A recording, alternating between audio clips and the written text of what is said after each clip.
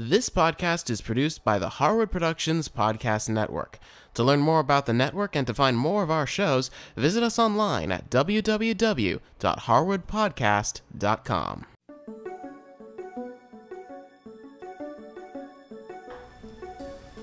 Hello, I'm Helene Woods, and this is Let's Quilt, episode number 24.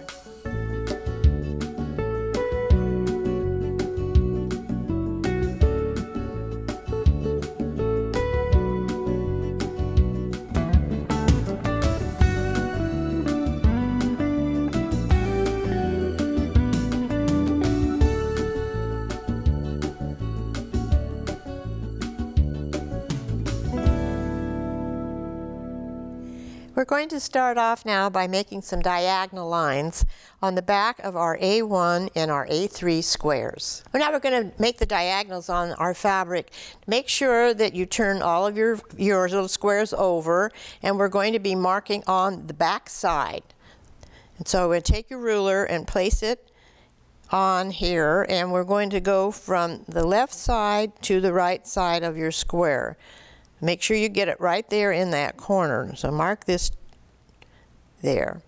Now I'm going to take this and I'm going to turn it around. So this is how it will look to you. I've done all my A1 squares. Now I'm going to do the A3s. All right, our next step, we're going to take our A4 square, a rectangle I should say, and place it down. Then we're going to take one of the A1 squares and we're going to place it right sides together. And this is on my left side of my A4 square. I'm going to pin that in the middle there to hold them there. This is the way it will look like to you. Now I'm going to go ahead and I'm going to place the rest of my A1 squares on my A4 rectangles. Now I'm going to take my 4 squares and take them over to the sewing machine.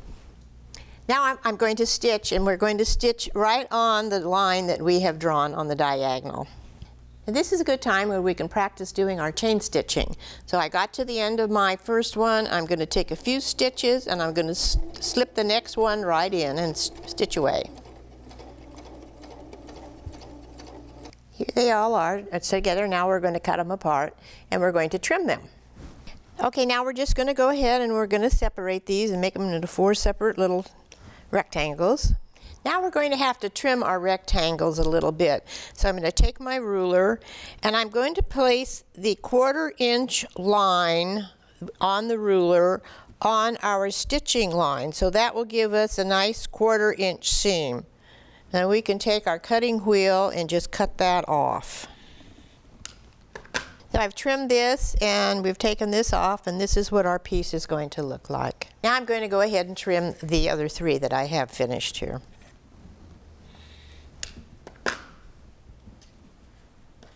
Okay, now we're going to take our rectangles and we're going to press them, and you take them and lay them out, and then you press the seam towards your tan triangle. I'm going to take that and just lay the iron right on top of it, and it should be fine. We do it to all of them.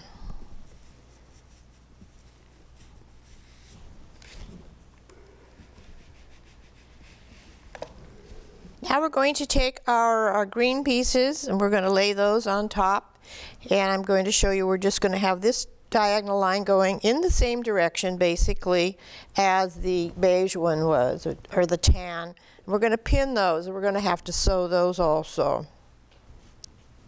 Now this process is most important to make sure that we have the diagonals going in the correct direction. Now we're going to stitch these as we did previously, and you can do the chain stitching on them also.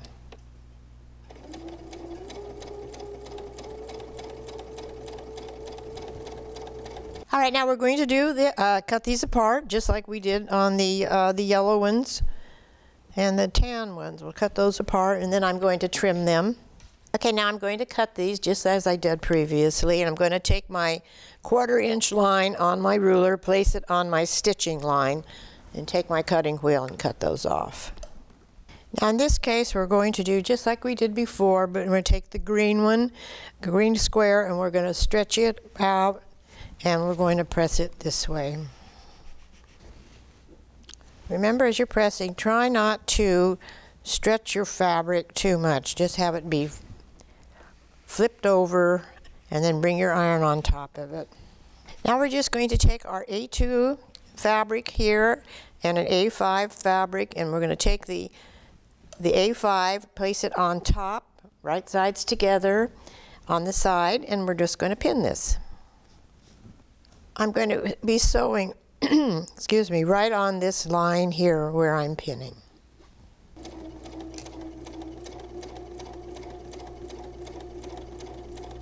Okay, we're going to take these, and we've got them all pieced together. Now we're just going to clip them all apart and press them. I suggest that you take your blue on the top, your dark piece, and turn it that way. We always try to have our seam being underneath our dark piece of fabric. Press each one out. Now we're going to sew these together. I want to stress for you to show where we have our diagonal pieces going in the same way that we have sewn them.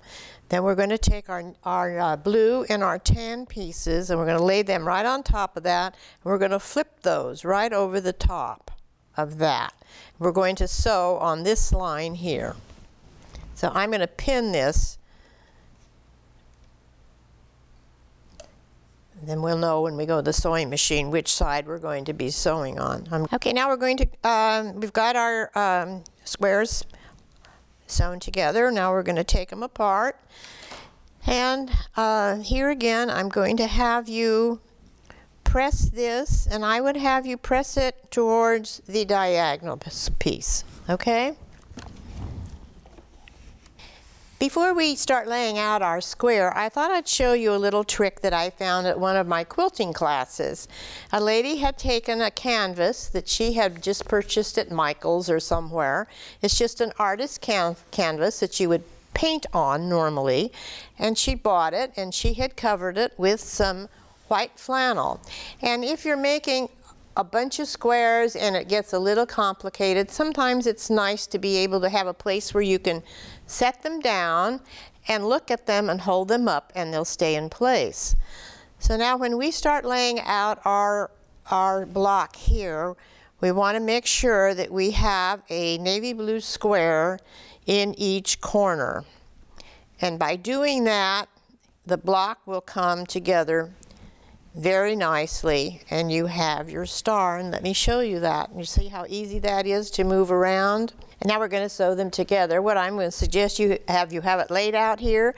I would just take the two this way and bring them over, and be sure to pin them, and then we'll sew those together. And before I start to press these, I'm going to give these a little squirt of starch. It seems to help them lay a little bit flatter. So I've got it here. I'm going to open this up, and I'm going to make it so this seam is going up. That way I'll press with my fingers, get that nice and straight, and then we'll press it. Now on the next one, I'm going to open it also, but instead of having the seam go up, I'm going to have the seam go under. And that way I'll show you when I open this up how it's going to look. There. Now when we bring these two pieces together, we have our one seam coming this way and the other seam going that way, so that we can nest our seams and not have them both going in the same direction. And pin that.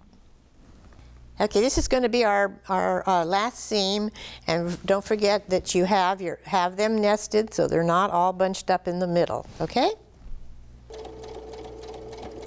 Now I'm going to give this one last squirt of starch, and we'll press it out.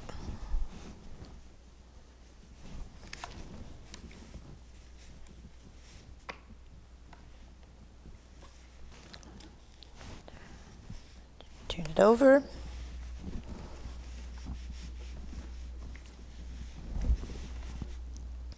There, we have our friendship star block. The next time we get together, we're going to quilt our block and put our bindings on. So until next time.